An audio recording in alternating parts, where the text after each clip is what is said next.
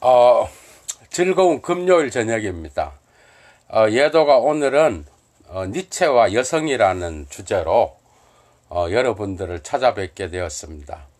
마침내 여성이라는 이 재미있는 주제를 가지고 오늘 니체의 철학과 어떻게 연관이 있는지를 다루면서 특히 프리드리히 니체는 여성에 대한 이 주제를 실제로 상당히 많이 언급하는데, 이 여성이라는 이 개념이 실제로 니체의 철학에서 상당히 많이 언급되지만 부정적인 어떤 요소들과 긍정적인 요소들이 나누어지면서 니체가 페미니스트였느냐 아니면 반페미니스트였느냐는 상당히 많은 이견이 있는 것으로 알고 있습니다. 그러나 제가 니체 전공자로서 단연 말하건대 니체는 최초의 사상적 페미니스트였다, 이렇게 주장하고 싶습니다. 그 이유는 여러분들과 차츰 강의를 진행해 나가면서 이 주제에 대하여 다루려고 합니다. 일단 니체가 선악의 저편에 보면은 니체는 여성을 진리에 비유하면서 여성이 진리라고 한다면, 가정한다면 어떻게 될까, 이렇게 말하면서 여성을 진리에 비유하고 있습니다. 그러나 그는 다양한 다른 책들에서 여성을 실제로 비하하는 발언들을 많이 하고 있으며, 특별히 자라투스트라에 보면은 노파의 어떤 그 입을 빌려서 자네가 여성에게 가려고 하느냐, 그러면 채찍을 들고 가라, 이렇게 말할 정도로 여성에 대하여 상당히 많은 부정적인 언급도 하고 있습니다. 특별하게 여성을 니체는 철학에서, 자신의 철학에서 동정을 받는 자들, 동정을 요구하고 동정심을 유발해서 삶을 영위하려고 하는 모든 자들을 비판하는데, 이때 역시 니체는 여지없이 프리드리히 니체는 여성을 끌어오면서 여성과 같이 나약하고 또 여성과 같이 그러한 감성적이고 또 이성적이지 못해서 언제 변할지 모르는 그러한 여성들을 비판하면서 동정심에 사로잡힌 자들을 여성과 비유해서 비판하는 것을 자주 볼 수 있습니다. 특별히 니체는 실존적으로 목사인 아버지가 일찍 돌아가셨기 때문에 자기 여동생과 어머니와 함께 살았고, 그 다음에 이러한 아버지의 부재의 상태에서 여성들과 좋지 못한 그러한 관계를 실존적으로 맺기 시작합니다. 그러면서 니체는 이러한 자기의 실존에서 여성들과의 부자연스러운 이런 관계를 사실은 문학적 감수성이라든지 철학적 감수성을 가지고 자신의 작품에서 여성성을 잘 표현함으로써 작품과 니체의 정기 사이에 나타나는 무수한 어떤 그러한 비대칭이 니체의 여성에 대한 이 주제가 아주 재미있는 것이 아닌가, 저는 그렇게 생각합니다. 실제로 니체는 38이 되어서 바젤 대학교의 교수 생활을 하던 막바지, 거의 은퇴하고 이혼지 거의 은퇴 시기에 38살에 루 살로메라는 이 여자를 만나는데, 이 여자를 너무 좋아하게 돼서 사랑 고백을 하면서 장문의 편지를 보낸 것으로 알려져 있습니다. 보기 좋게 그 다음날 니체의 친구였던 그 당시 도덕의 계보학 첫 번째 문장에서 파울레 박사라는 사람이 있어요. 영국 출신의 파울레 박사라는 이 사람이 언급되고 있는데 니체의 그 당시엔 니체의 친구였고 니체와 함께 학문적인 교류로 유명한 사람이었는데 이 파울레라는 박사와 그 루살로메라는 여자가 그 연애를 하는 것으로 이렇게 알게 돼서 엄청난 충격을 받고 그때 이후로 루살로메와 결별하고 친구로서도 결별하고 파울레라고 하는 이 학자와도 멀어지게 되었다는 그러한 이야기가 있습니다. 이건 실화겠죠. 그런데 제가 이 루살로메라는 이 여성이 러시아 여성인데 얼마나 아름다운지 저는 뭐 제가 사진으로 봤을 때는 그렇게 아름답다는 것을 못 느끼겠는데 어쨌든 이 여자가 엄청난 그 당시에 지성인들, 세계적인 지성인들과 만나면서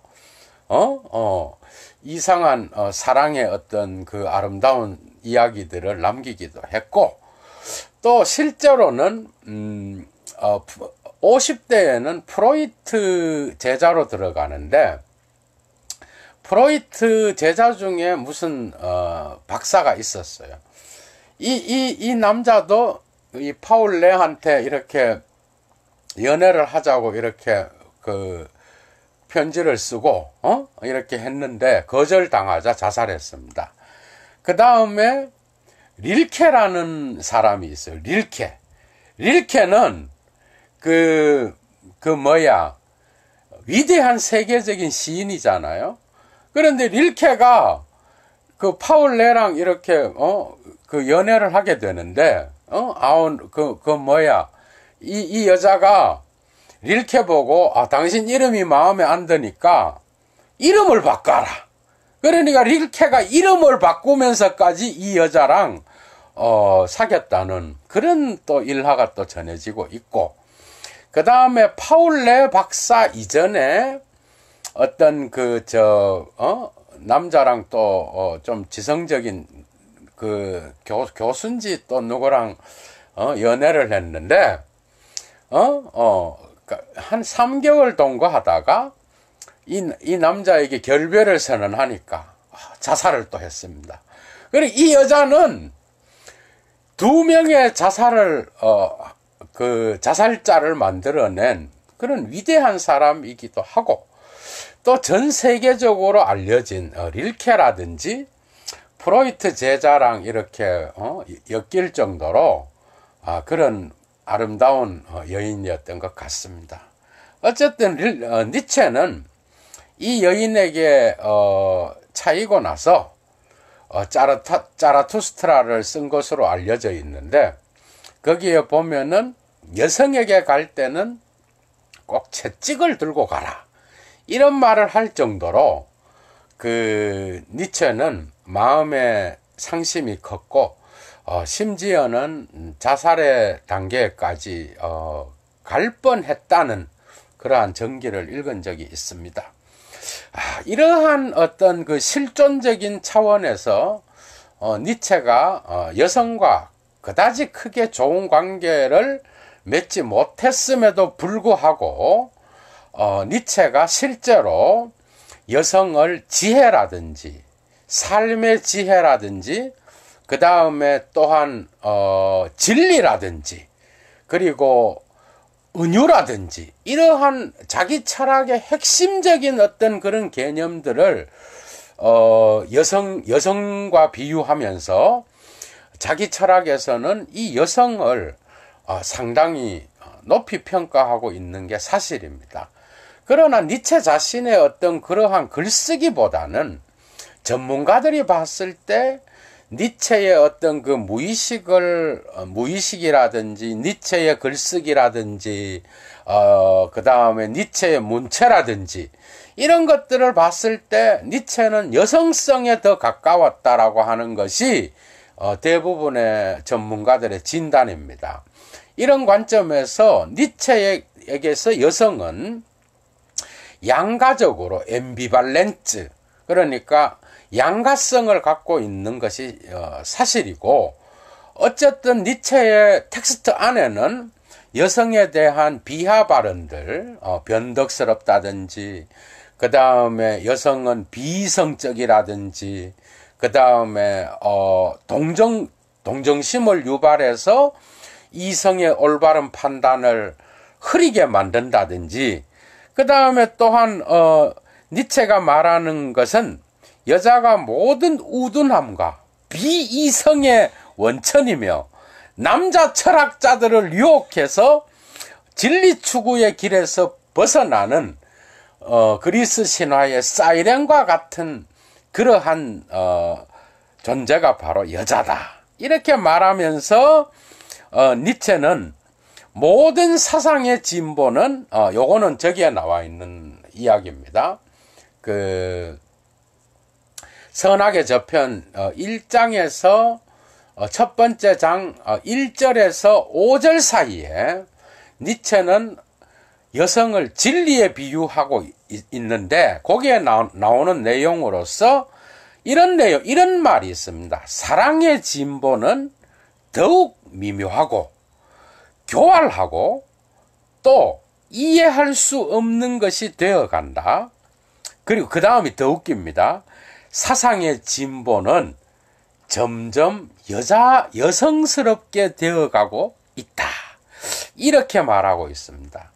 이렇게 말하면서 진리가 여자라고 한다면, 그렇다고 한다면 진리라는 것은 개념적으로 확실하게 규정될 수 있는 것이 아니지 않는가라는 그러한 말을 하면서, 니체는 자기의 철학의 사상적인 면에서는 실제로 여성적인 것들을 찬양할 뿐만 아니라, 직접적인 말은 없지만 찬양할 뿐만 아니라 여성성에 대한 어떤 숭배까지 이르게 되고, 심지어 한스킹과 같은 그러한 세계적인 신학자는 자신의 신은 존재하는가라는 책에서 니체는 마지막에 환각 상태에 이르렀을 때 이 여성을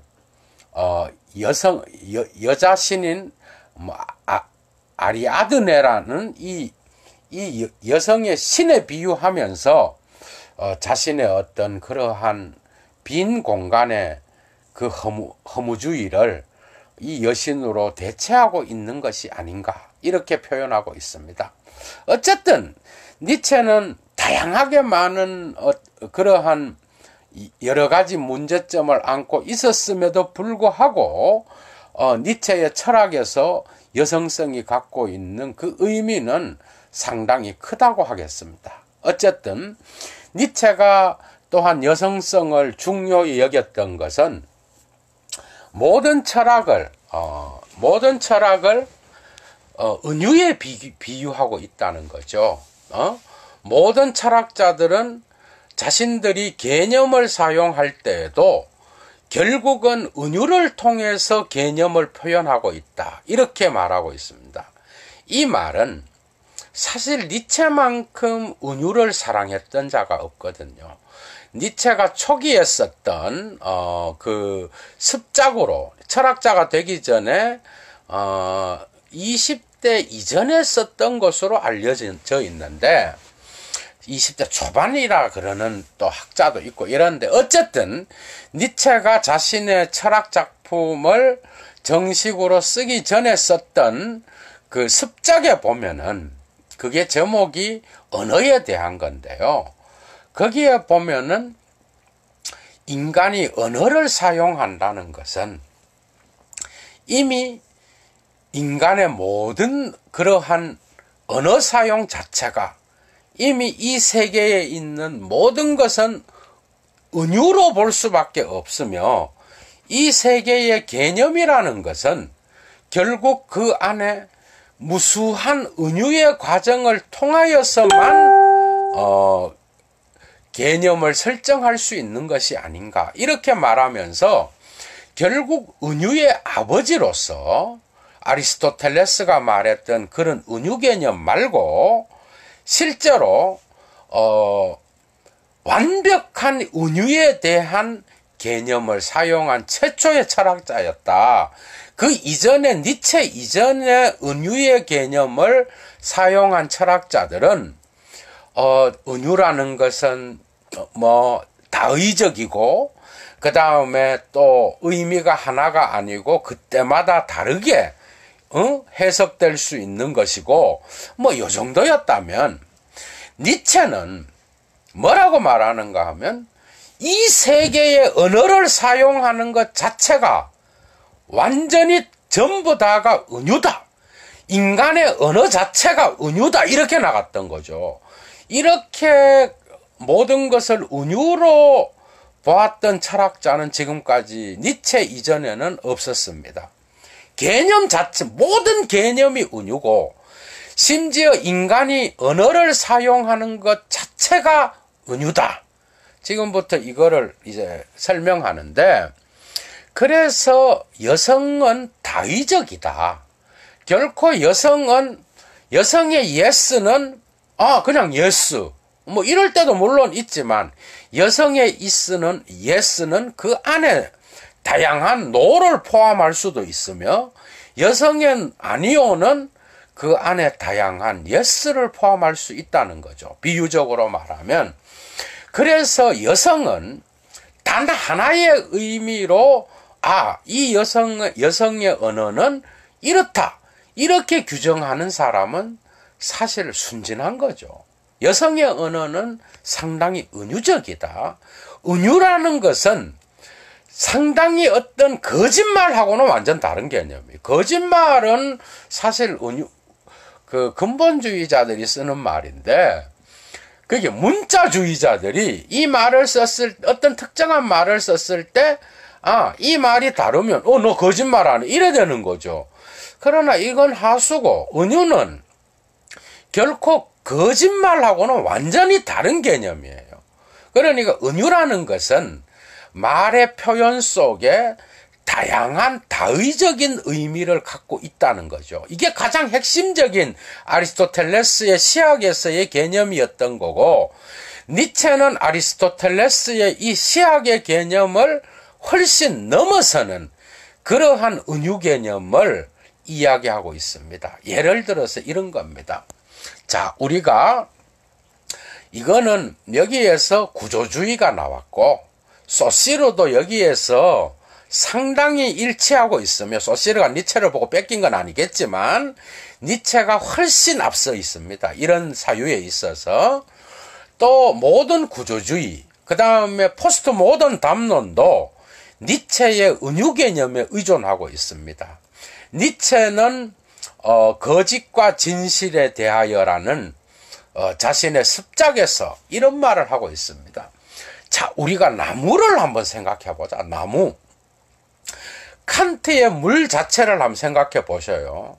오늘 주제가 여성인데, 여러분들 제가 무슨 철학자가 재미있게 영화 이야기나 하는 수준으로 봤다 그런 거 오해겠죠. 오늘 또 학문입니다. 학문. 학문을 이야기해야 되는데, 니체와 여성은 강좌를 한 몇 개를 열어도 될 정도로 무궁무진합니다. 그것도. 오늘 또 몇 시에 끝날지 모르겠지만 제 강의를 계속 진행해 나가겠습니다. 어쨌든 니체의 말에 따르면 저 밖에, 우리의 인식 밖에 있는 어떤 나무가 있다고 하자. 자, 그 나무는, 칸트는 바깥에, 우리 인식 밖에 있는 어떤 나무를 칸트는 물 자체를 모른다고 했고, 칸트에 따르면은 우리는 바깥에 있는 진짜 나무는 모르고 오로지 우리의 인식 안에 들어온, 우리의 인식과 관계를 맺고 있는 우리의 대가리 속에 들어온 그러한 나무만 우리는 인식할 수 있다. 이랬습니다. 근데 여기에 니체는 어떻게 나가는가 하면은, 니체의 은유 개념은 이런 겁니다. 여기에 칸트의 순진성은 뭔가 하면은 니체는 인간이 언어를 사용하기 때문에 언어라는 것은 인간의 관점에서 만들어낸 것이죠. 그러니까 인간이 저 밖에 있는 저것을 나무라고 하자 이래 규정했다는 겁니다. 그죠? 맞죠? 나무는 우리가 언어로 나무로 사용하는 거지. 나무 자체를 우리가 이름을 뭘로 질지는 나무의 관점에서 봤을 때는 말도 안 되는 거죠. 나무가 인격을 갖고 있다고 한다면 거기서 모든 이름을 인간의 관점에서 저건 나무다라고 졌다는 겁니다. 근데 어떤 특정한 우리 인간이 저걸 나무다라고 이야기를 했을 때는 그 나무는 특정한 나무가 될 것이고 다른 나무가 아니라 바로 그 나무여야 되며 이 나무는 하면 벌써 거기에 물 자체가 아니라 언어로 인간의 관점에서 해석된 그 나무를 가리킨다는 겁니다. 그 관점에서 언어를 사용하는, 그러니까 니체한테서는 이런 겁니다. 우리가 문학에서 은유다라고 말하는 거는 그 은유는 그런 건데 니체는 이런 정도가 아니에요. 이런 정도가 아니라 인간이 언어를 통해서 말을 하고 사물을 지시한다는 것 자체가 이미 은유라는 거예요. 그러니까 모든 철학은 다 은유고 언어를 사용한다는 것 자체가 은유기 때문에 우리의 머릿속에 어떤 진리가 현존한다라는 이 개념도 철학자들이 사용하는 모든 진리 개념도 결국은 은유를 통해서만 표현될 수밖에 없다는 것이죠. 이 관점에서 칸트나 헤겔과 같은 개념 철학자들, 어떤 특정한 개념 안에서 이성의 개념 안에서 움직이는 이런 개념 철학자들, 어떤 특정한 사태를 개념화시키고 이 개념 안에서 철학의 진리를 말하려고 했던 이 모든 철학자들조차도 모두 다 은유를 사용하고 있다는 거죠. 이 주제를 가지고 철학책을 쓴 사람이 데리다인데, 데리다는 모든 개념 철학자들 역시도 진리를 표현할 때 은유를 사용할 수밖에 없다라고 말하고 있습니다. 이러한 주제를 갖고 논문을 쓴 게 바로 데리다의 백색 신화라는 것이죠. 니체 새끼니까 니체가 가르쳐 준 거예요. 니체가 모든 게 다 은유라는 겁니다. 우리가 사용하는 인간이 언어를 사용하고 있다는 것 자체가 이미 은유고 그 은유에서 몇 번 거쳐서 우리는 나무를 나무라고 말한다는 거죠. 그 다음에 1차 지시체가 나무고 2차 지시체가 또 나무인데, 이 나무는 예를 들면 이런 거죠. 우리 막스 형님께서 특정한 나무, 이 나무에 의미를 부여했다고 합시다. 어렸을 때 어떤 특정한 나무에 저 나무는 참 의미가 있어. 왜냐하면 내가 어렸을 때 저 나무와 함께 살았고 저 나무를 볼 때마다 나에게 평화를 주었어. 이런 의미를 부여했다고 합시다. 또 누구죠? 여기에 지금 들어와 있는 고벽 선생님이나 안준영 선생님, 이런 분들이 어떤 특정 나무에 대하여 저 나무는 나에게 이런 의미가 있고, 저 나무를 봤을 때 여자친구가 나에게 선물을 줬어. 하여튼 별 의미를 다 갖다 붙일 수 있다는 거죠. 이건 당연히 은유인데, 니체는 이게 아니라 이런 은유가 아니고, 니체는 우리가 저걸 나무라고 부르는 것 자체가 이미 은유라는 거죠. 이제 이해가 됐죠. 그렇기 때문에 모든 철학은, 모든 개념 철학자들은 여기서 잠깐 설명이 또 필요합니다. 오늘 니체와 여자인데 할 말이 또 많이 생겨서 이게 뭐 참 길어질 것 같습니다. 한번 보세요. 왜 개념 철학자라고 하는지 이런 겁니다. 칸트는 인간의 인식 안으로 어떤 나무가 들어와서 인간의 인식 안에 선언적으로 먼저 주어져 있는 오성의 범주를 이야기합니다. 그게 개념이에요, 개념. 개념. 왜 개념인가 하면은 인간의 주어와 수어와 개사가 있죠. 주어와 수어와 개사가 있어서 판단을 내리는데 이것은 나무다. 이미 판단이죠. 이때 바깥에서 보여진 그 나무가 인식 안으로 들어와서 미리 머릿속의 개념으로 확정된 이 판단에 의해서 오성의 범주가 작동한다는 거죠. 그래서 칸트는 오성의 자리에 개념을 놓았고, 헤겔은 절대정신 안에서 두 부류로 나눕니다. 헤겔은 절대정신은 종교와 예술의 단계가 있고 마지막이 철학의 단계가 있는데, 그러니까 주관정신, 객관정신, 그 다음에 절대정신이 있죠. 헤겔한테서. 주관정신은 인간의 어떠한 감각과 지각과 자기의식과 오성과 그 다음에 이성으로 나누어진다고 한다면, 객관정신은 인간의 사회의 법과 관례와 인습, 이런 게 다루어지다가, 마지막 절대정신의 단계에서는 종교와 예술이 다루어지고, 이 종교와 예술의 단계를 헤겔은 표상의 단계라고 했고, 그 다음에 마지막 절대지의 단계를 철학의 단계인데, 이 철학의 단계에서 비로소 종교와 예술의 표상이 개념으로 바뀐다 그럽니다. 이해가 되죠? 그러니까 칸트, 헤겔한테서 개념이라는 거는 철저하게 중요한 개념이었어요.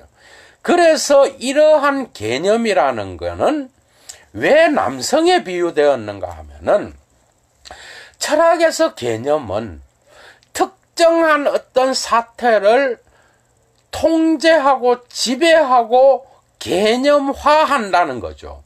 개념화의 핵심적 의미는 어떠한 사태를 특정한 언어로 규정하고 그 규정 안에서 어떤 의미화를 확정짓는다는 뜻이 있습니다. 의미화를. 이해가 됐죠? 의미화를 확정짓기 때문에 개념이라는 거는 남성적인 특성을 갖고 있어요. 오늘날은 그런데 은유는 왜 은유는 여성적인가 하면은, 은유는 이런 개념의 의미화에 저항한다는 겁니다. 그게 오늘날 포스트 모던 담론에서 여성이 실제로 남성보다 상위에 있는 이유는, 오늘날 어떤 하나의 특정 사태를 하나의 의미로 이해하고 그걸 따라오라고 하는 이런 남성 중심적 사유를 가진 사람은 오늘날 결코 오늘날 올바른 그러한 담론을 유지할 수 없는 인간이 되어버리는 거죠.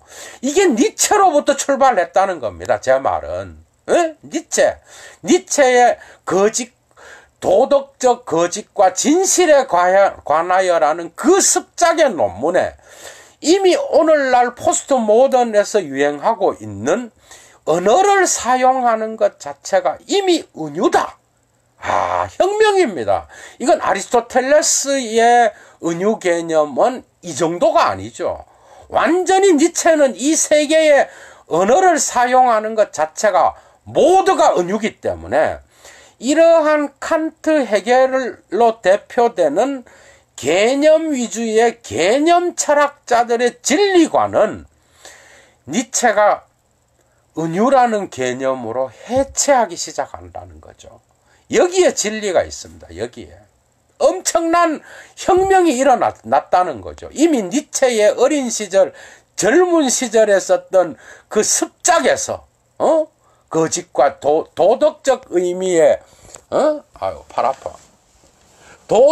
도덕적 의미의 거짓과 진실에 관하여 그 작은 습작이라는 10페이지 안에 이미 니체는 혁명을 시작했다는 겁니다. 그러니까 이 은유라는 이 개념을 니체가 사용하면서 이제는 언어라는 것이 철학에서 매우 중요한 역할을 하게 됐다는 겁니다. 언어라는 것이. 그래서 니체는 선악의 저편 1편 앞쪽에서 1절하고 1장의 1절에서 5절을 참조하세요. 지금 제가 하는 말은 진리가 은유라고 가정한다면 이렇게 말을 합니다. 진리가 은유고 진리가 여성이라고 한다면 이 말은 니체가 자기 철학에서 모든 진리를 은유로 표현하고 있다는 겁니다. 여기서 드디어 해석이라는 단어가 나오기 시작하는 거죠. 해석. 모든 것은 해석이다. 이 말도 모든 진리는 은유다. 이 말을 고쳤으면 모든 진리 담론의 표현은 여성적이다라는 겁니다. 여기에서 니체는 정말 최초의 페미니스트 이상을 갖다는 거죠. 왜? 철학이라는 담론 안에 여성이라고 하는 그 당시에 아직까지 이런 페미니스트가 발달되지 않았던 19세기 말을 살았던 그런 철학자라는 거죠. 그런 철학자의 입에서 이러한 위대한 어떤 그 여성에 대한 은유가 최초의 담론으로 확정될 수 있었다라는 것. 이건 위대한 어떤 그러한 혁명이라고 아니 말할 수가 없다. 그 관점에서 니체의 철학은 상당히 여성적입니다. 두 번째, 할 말이 너무 많습니다. 철학에서 이런 겁니다. 철학에서 단어와 문체는, 문체 말고 단어로 이렇게 표현된 특정한 언어의 문체는 특히 여성과 연관되어 있습니다. 여성과 연관되어 있다. 그 이유는 모든 텍스트에서 문체는 텍스트의 몸입니다. 몸. 맞죠? 텍스트의 몸이라고. 이 몸이 비로소 어떤 문체를 형성하면서 상당히 아름답다. 이 글의 양식이 정말 아름답다. 우린 이렇게 이야기합니다. 그런데 여러분, 내가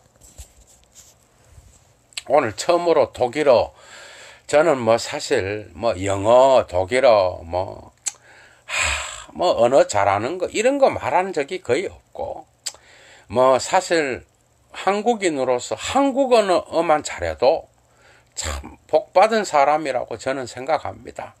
근데 제가 어떻게 팔자가 철학자로 꼬이려고 그랬든지 언어를 많이 하지 않을 수 없었고, 오늘 비로소 제가 독일어 문체에 대하여 여러분들에게 말하고자 한다면, 저는 사실 불어를 소르본느 형님처럼 불어를 독일어처럼 그렇게 막 훤하게 알고 있진 않지만 이런 겁니다. 니체의 독일어 문체는요 정말 아름답습니다. 니체의 독일어 문체는 정말 아름답고, 니체의 독일어 문체는 헤겔도 상당히 아름다워요. 헤겔도. 칸트는 정말 남성적인 개념어라고 표현해도 되고, 헤겔도 어느 정도는 그런데, 헤겔의 문체도 여성성이 상당히 있어요. 그런데 니체는 거의 완전 여성적입니다. 문체가. 완전 시적이고, 완전 은유예요, 다가. 그렇기 때문에, 특정한 어떤 니체의 문체를 이것이다, 저것이다, 이렇게 규정하기가 상당히 어렵습니다. 그게 니체의 매력이고, 니체는 자기 철학에서 자기의 진리관을, 은유의 진리관을 얘기할 때도 여성을 사용했고, 또 자기 철학에서 자기 글쓰기의 문체도 여성적이었고, 또 자기의 어떤 그러한 남성 개념 중심의 진리관을 따라가는 플라톤이라든지 남성 중심의 개념 언어를 사용하는 이러한 칸트나 헤겔이나 이런 후설은 그 당시가 없었죠.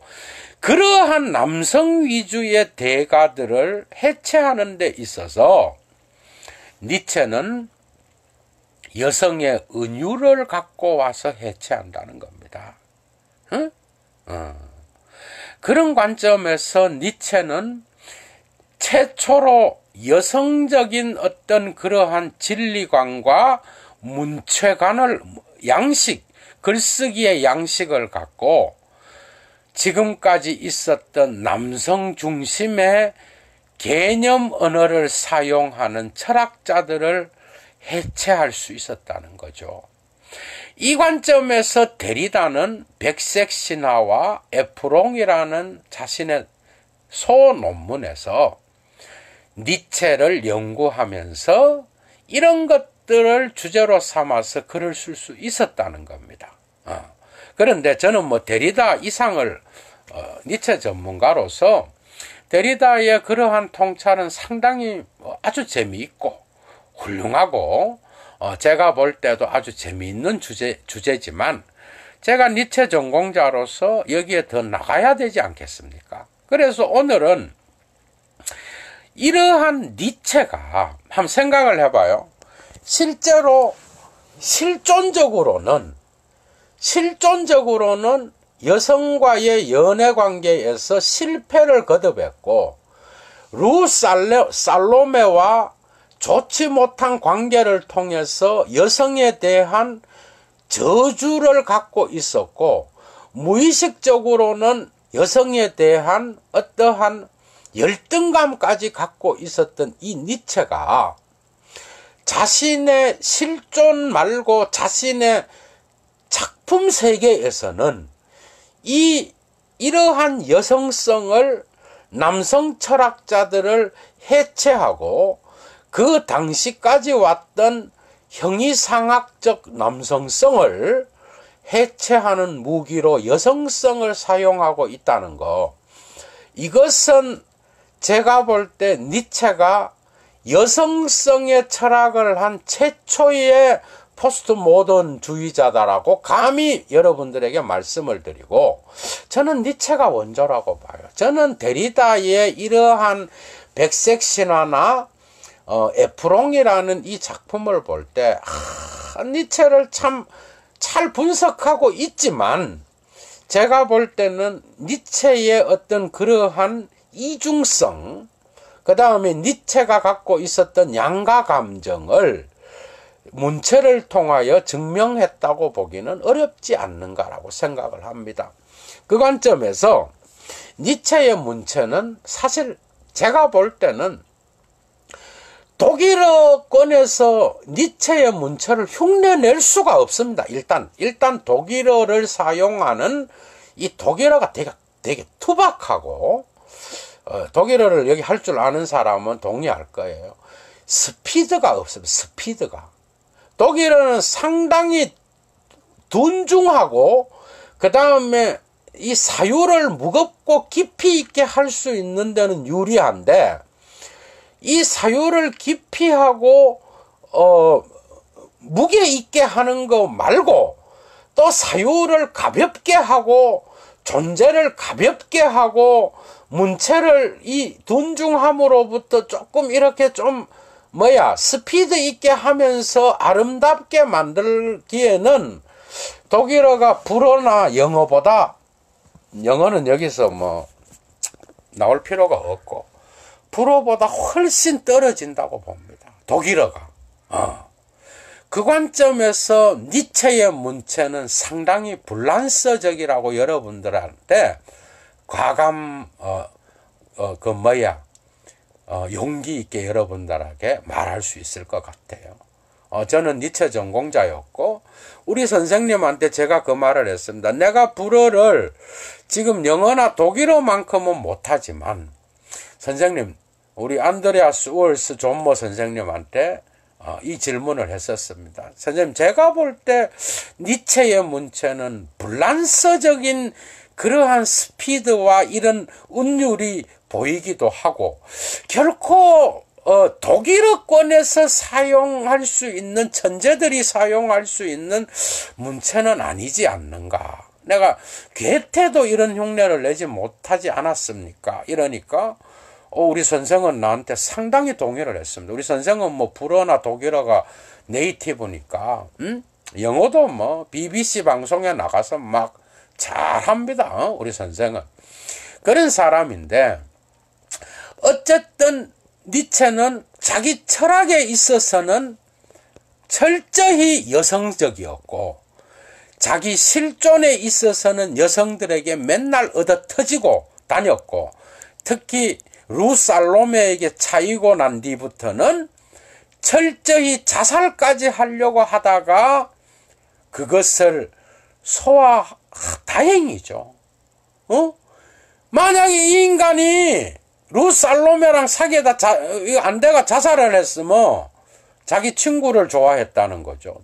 이상한 관계입니다. 어쨌든 죽었으면 그 뒤로 위대한 작품들이 하나도 못 나오는 거예요. 그냥 그 중간에 아침 놀인가 거기서 그냥 끝나고 죽어버리는 거죠. 그 위대한 작품들 이후에 다 나온 거라니까. 자라투스트라, 선악의 저편, 도덕의 계보학, 빵그리스도, 에케호모, 이런 작품들이 다 이후에 나온 거라는 거죠. 근데 제가 볼 때 이 니체의 열등감을 제가 정신분석학을 해볼 때, 니체는 그러한 루살로메와의 그런 관계를 결국 자기의 작품으로 승화시켰던 것이 아닌가. 저는 그렇게 생각합니다. 감히 그 관점에서 니체는 위대한 작품을 쓸 수 있었고, 나중에 제가 옛날에 글을 올렸던 곳에서도 나오는데, 나중에 니체가 미쳐서 이제 드디어 정신병원에 가게 되는데, 그때가 돼서 니체는 마침내 이 무의식 속의 상처를 여성으로, 아리아드네라는 여신으로 올려놓고, 이것이 제가 볼 때는 어떤 양가 감정이 있어요. 여기서는 이거는 전문가들에 의해서 합의된 내용은 아닙니다. 예도의 생각이고 니체 전공자로서 여러분들에게 해줄 수 있는 말이에요. 그리고 한스 킹이 저는 신은 존재하는가라고 하는 고트 엑스티얼트라는 이 작품에 보면은 한스 킹이 니체를 상당히 기가 막히게 표현하고 있습니다. 거기서도 보면은 니체가 마지막에 자신을 이 여신과 일치시킴으로써 드디어 미치는 것에서 이성에서 광기로 완전히 넘어가는 단계가 아닌가, 이렇게 표현하고 있는데, 저는 그 부분에서 뭘 집어넣어야 되는가 하면 니체는 예수에 대한 열등감도 있었습니다. 놀랍죠? 예수에 대한 열등감. 쉽게 말하면 이런 겁니다. 니체에게서 중요한 정신분석학은 이런 겁니다. 니체는 어느 누구보다 예수의 역사적 예수를 사랑했던 존재였습니다.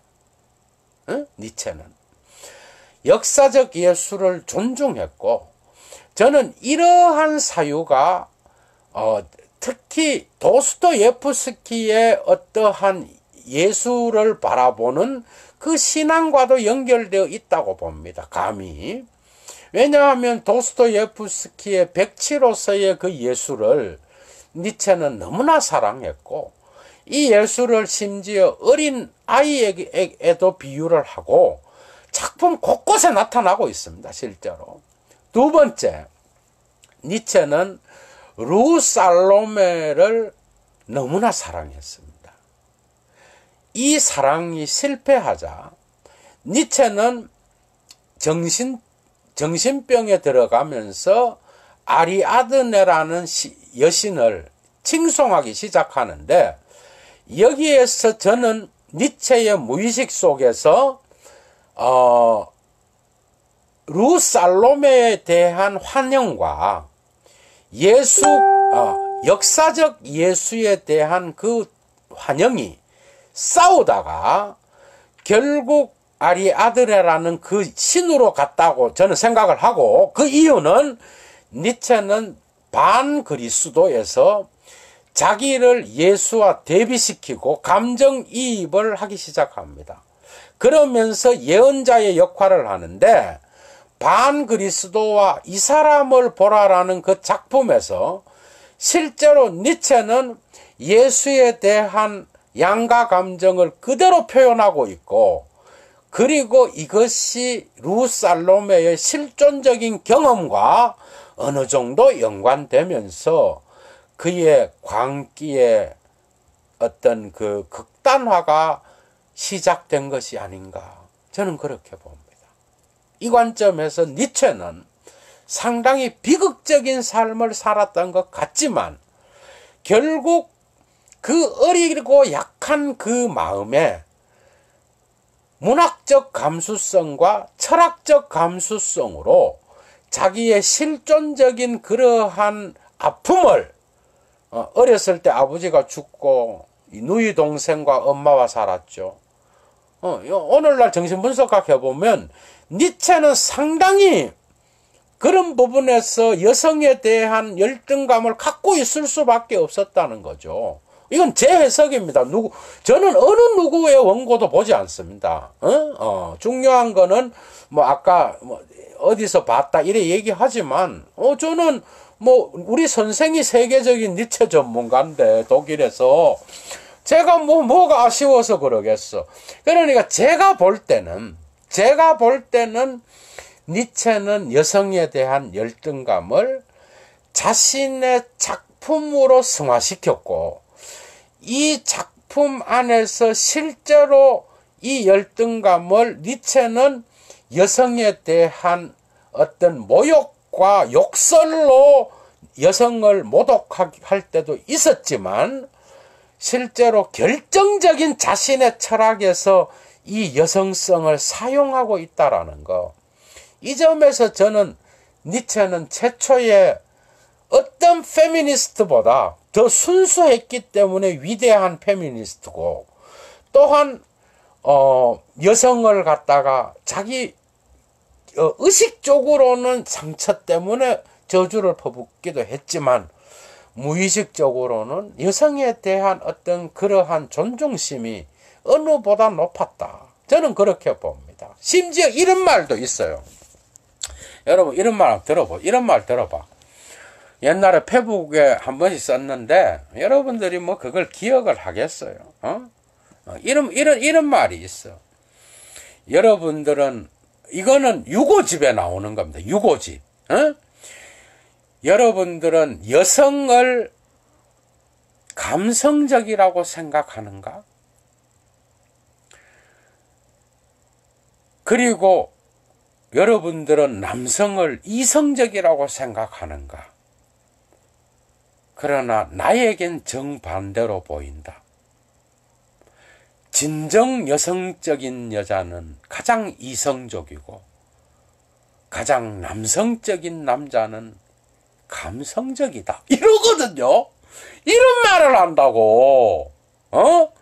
이 점에서 제가 볼 때는 남성은 여성 안에서 어떤 그런 여성이 상당히 이성적일 때가 많지 않나요? 실제로 남성이 더 감성적이기 때문에 여성 안에서 감성을 보는 것이고, 사랑을 할 때, 그 다음에 여성은 이성적이기 때문에 이성적인 남성을 좋아한다.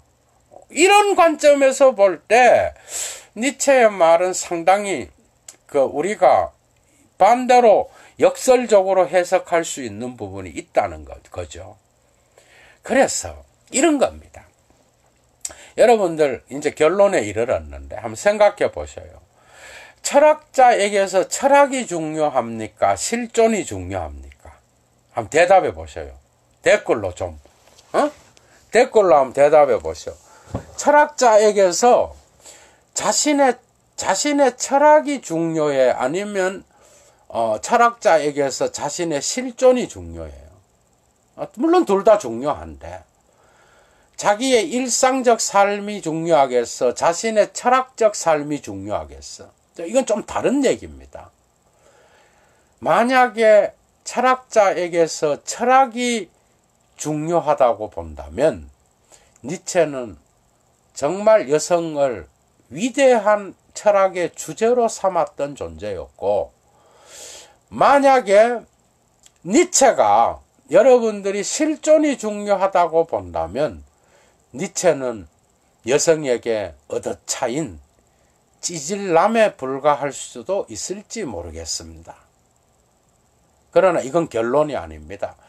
이 양자를 실존적으로 여성에게 차여서 아픔을 가졌던 니체는 자신의 작품에서는 여성성을 이용하여 남성 철학자를 해체하는 무기로 사용했다는 거.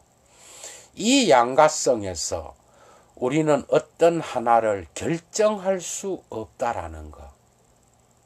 예도의 결론입니다. 그죠? 뭐가 더 중요해? 삶이 없는데 니체의 철학이 있었겠어요? 그러나 니체의 철학이 없는데 니체의 실존만 갖고 우리가 니체라고 간주할 수 있겠습니까? 없다는 거죠.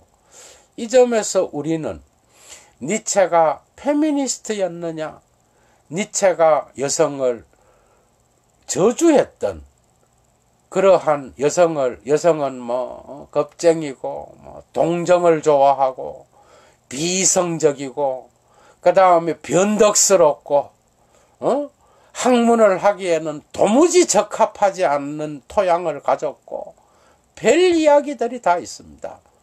이러한 저주와, 그러나 실제로 니체의 철학에서 여성성이 없다면 니체의 철학은 붕괴되어 버린다는 거죠.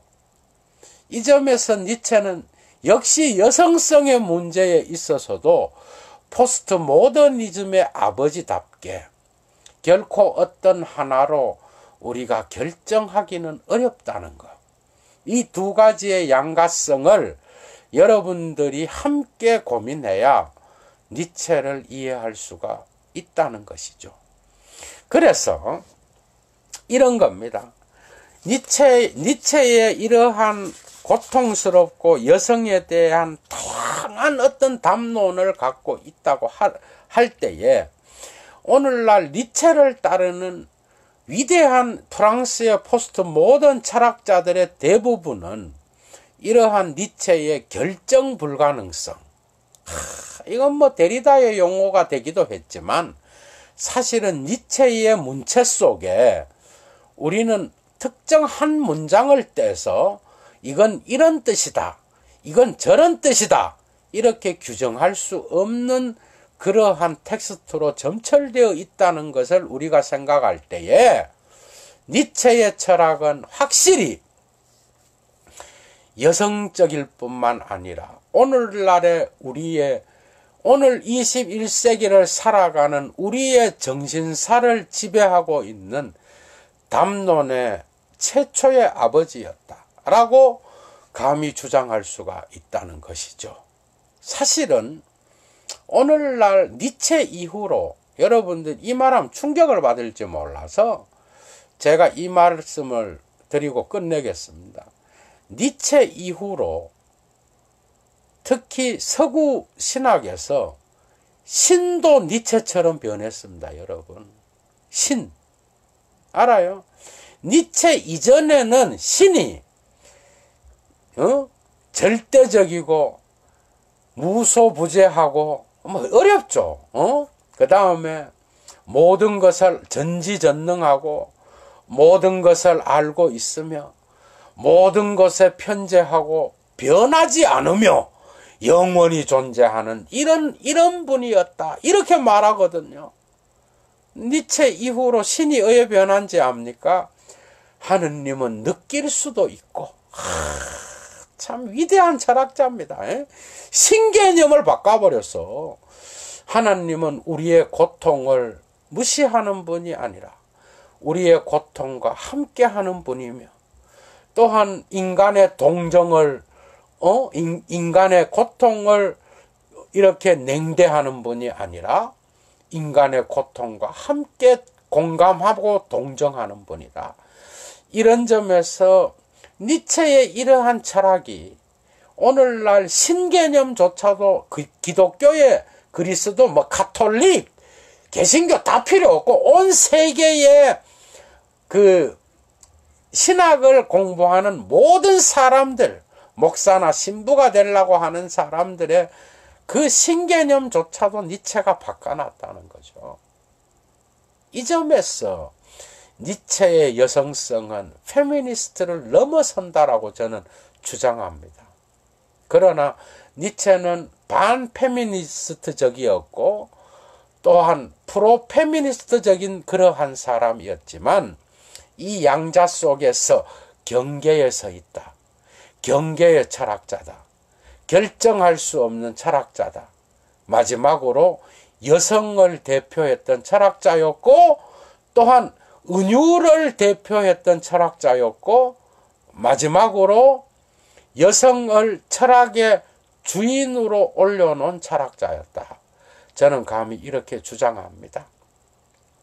오늘도 우리 냉이 선생님 오셔서 내가 내심 오늘 안 오시면 어쩌나 그랬는데 오셔서 감사드리고, 그 다음에 여기 또 참여해 주신 많은 분들, 신디 누나도 늦게 한 20분 전에 오셨나? 하여튼 들어오셨고, 우리 김은혜 전도사님, CM 리 선생님, CM 리 이 선생님은 예술가입니까? 꼭 댓글 좀 달아주세요. 내 인사 좀 해야 되겠어. 너무 강의에 잘 참석하셔서.